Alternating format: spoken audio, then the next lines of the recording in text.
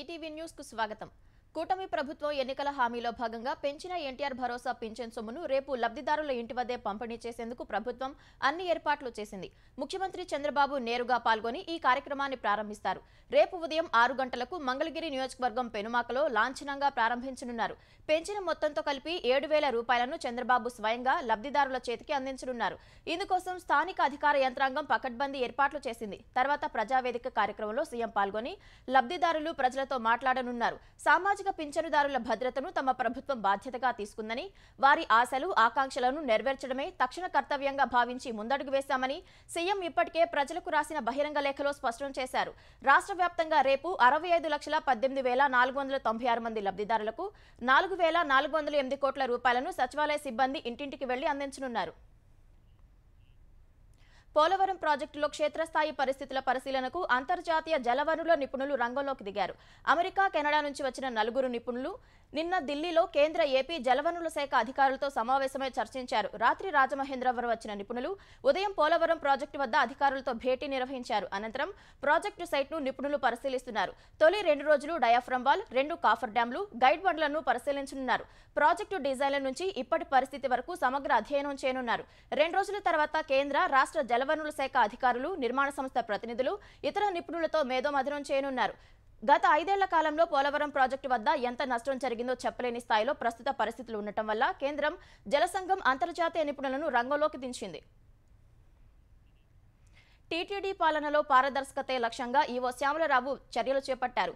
ఈ మేరకు గత పాలక మండలి తీర్మానాలను టీటీడీ వెబ్సైట్లో పెట్టించారు. 2023 ఆగస్టు నుంచి 2024 మార్చి వరకు మొత్తం 8 బోర్డు సమావేశాలు జరగా ఆ వివరాలను వెబ్సైట్లో పొందుపరిచారు. గత బోర్డు తీర్మానాలను ఇప్పటి వరకు గోప్యంగా ఉంచడంపై ఇటీవల ఈవోగా బాధ్యతలు చేపట్టిన శ్యామలరావు అభ్యంతరం వ్యక్తం చేశారు. వెంటనే భక్తులకు అందుబాటులో ఉంచాలని ఆదేశించగా అందుకు అనుగుణంగా టీటీడీ చర్యలు తీసుకుంది. సీనియర్ రాజకీయ నేత మాజీ ఎంపీ డి శ్రీనివాస్ అంత్యక్రియలు ముగిశాయి. నిజామాబాద్ బైపాస్ రోడ్లోని ఫామ్ హౌస్ లో తెలంగాణ ప్రభుత్వ అధికారిక లాంఛనాలతో అంత్యక్రియలు జరిగాయి. పెద్ద కుమారుడు సంజయ్ అంతిమ సంస్కారాలు నిర్వహించారు. అంతకుముందు నిజామాబాద్ ప్రగతి నగర్లోని డిఎస్ నివాసం నుంచి నిర్వహించిన అంతిమయాత్రలో ఆయన కుటుంబ సభ్యులు, బంధువులు, అభిమానులు భారీ సంఖ్యలో పాల్గొని కడసారి నివాళులు అర్పించారు. సీఎం రేవంత్ రెడ్డి డిఎస్ నివాసంలో పార్థివ దేహానికి నివాళులు అర్పించారు. తెలంగాణ రాష్ట్ర ఏర్పాటులో డిఎస్ కీలక పాత్ర పోషించారని రేవంత్ రెడ్డి పేర్కొన్నారు.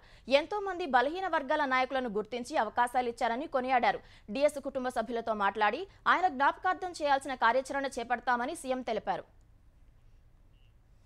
అసెంబ్లీ ఎన్నికల్లో ఇచ్చిన అనేక హామీలకు కాంగ్రెస్ ప్రభుత్వం తూట్లు పొడుస్తోందని కేంద్ర బొగ్గు గనుల శాఖ మంత్రి కిషన్ రెడ్డి మండిపడ్డారు. అందరికీ ఆరోగ్యం, అందరికీ ఇళ్లు, రైతులకు రుణమాఫీ, కళాశాల విద్యార్థులకు స్కూటీ అని అనేక హామీలు ఇచ్చిన కాంగ్రెస్ పార్టీ ఇచ్చిన ఏ ఒక్క మాటపైన నిలబడటం లేదని ధ్వజమెత్తారు. హైదరాబాద్ బంజారాహిల్స్ లో ఖైరతాబాద్ అసెంబ్లీ నియోజకవర్గ కార్యకర్తలతో సమావేశంలో కిషన్ రెడ్డి పాల్గొన్నారు. సీఎం రేవంత్ రెడ్డి ఎమ్మెల్యేలను అక్రమంగా కాంగ్రెస్ లో చేర్చుకుంటున్నారని మండిపడ్డారు.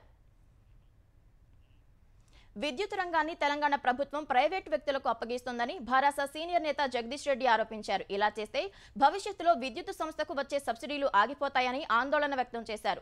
ప్రధాని మోదీ కనుసరణలోనే ఈ నిర్ణయం జరిగిందన్న జగదీష్ రెడ్డి ప్రాణం పోయిన విద్యుత్ రంగాన్ని ప్రైవేటు చేతుల్లోకి వెళ్లనివ్వబోమని కేసీఆర్ గతంలోనే స్పష్టం చేశారన్నారు. కరెంటు బిల్లుల వసూలు ప్రైవేటు వ్యక్తులకు అప్పగించడాన్ని భారాస తీవ్రంగా వ్యతిరేకిస్తోందన్నారు.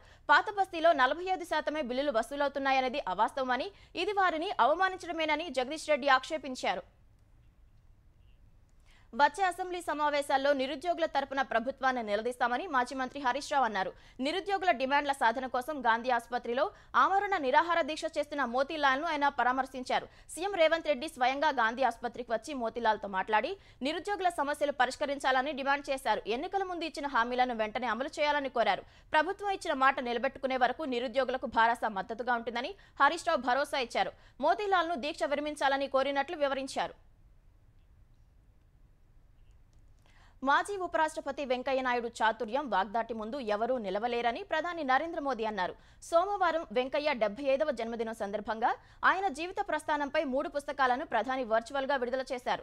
రాజ్యసభ చైర్మన్ గా వెంకయ్యనాయుడు సభను సజావుగా నడిపారని మోదీ గుర్తు చేసుకున్నారు. ఆర్టికల్ 370 రద్దు బిల్లు తొలుత రాజ్యసభ ముందుకు వచ్చినప్పుడు ఆమోదంలో వెంకయ్య కీలక పాత్ర పోషించారని చెప్పారు. రాజ్యసభ నిర్వహణలో ఆయన అనుభవం ఉపయోగపడిందన్నారు. వెంకయ్యనాయుడు దీర్ఘకాలం ఆరోగ్యంగా ఉండి మార్గనిర్దేశం చేయాలని ప్రధాని మోదీ ఆకాంక్షించారు. ఉత్సాహం ఉన్నవాళ్లు రాజకీయాల్లోకి రావాలన్న వెంకయ్య చట్టసభలకు ఎంపికైన వారు హుందాగా ప్రవర్తించాలని సూచించారు. విలువలు పాటిస్తూ మాతృభాషను ప్రోత్సహిస్తూ ముందుకు సాగాలని తెలిపారు. ప్రభుత్వ ఆదేశాలన్నీ భారతీయ భాషల్లో ఉండాలన్న వెంకయ్య తర్వాతే ఆంగ్ల భాషలో ఉండాలన్నారు. మాతృభాష, సోదర భాష తర్వాతే ఇతర భాషలకు ప్రాధాన్యం ఇవ్వాలని వెంకయ్య వివరించారు. సార్వత్రిక ఎన్నికల్లో ప్రజలు రాజ్యాంగంపై, దేశ ప్రజాస్వామ్య వ్యవస్థపై తమకున్న అచంచల విశ్వాసాన్ని పునరుద్ఘాటించారని ప్రధాని నరేంద్ర మోదీ అన్నారు. లోక్సభ ఎన్నికల తర్వాత మన్ కీ బాత్ కార్యక్రమాన్ని పునః ప్రారంభించిన మోదీ కొన్ని నెలలు నిలిచిపోయినా ఆ స్ఫూర్తి మాత్రం దేశమంతా ఉందని హర్షం వ్యక్తం చేశారు. లోక్సభ ఎన్నికల ప్రక్రియలో పాల్గొన్న ప్రతి ఒక్కరిని అభినందిస్తున్నట్లు చెప్పారు.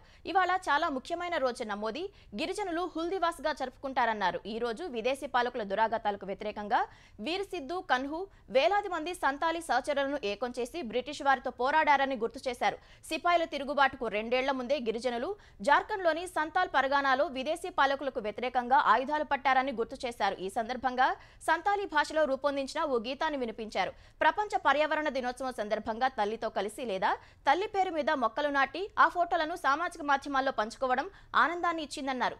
యోగా దినోత్సవం గురించి ప్రస్తావించిన ప్రధాని సౌదీ అరేబియా మహిళ యోగా శిక్షణ ఇస్తున్న విషయాన్ని వెల్లడించారు.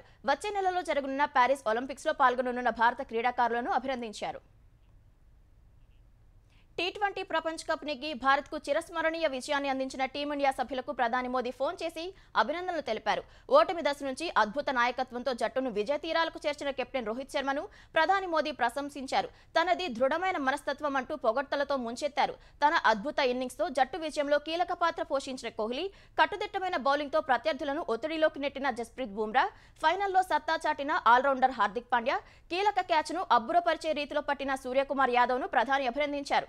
భారత జట్టు చిరస్మరణీయ విజయానికి కోచ్ రాహుల్ ద్రవిడ్ చేసిన కృషికి ప్రధాని మోదీ ధన్యవాదాలు తెలిపారు. ఈ మేరకు వారి ఫోటోలను సామాజిక మాధ్యమం ఎక్స్లో పోస్ట్ చేశారు. టీ20 ప్రపంచ కప్ విజేతగా నిలిచిన టీమిండియాకు ప్రైజ్ మనీ భారీ మొత్తంలోనే దక్కింది.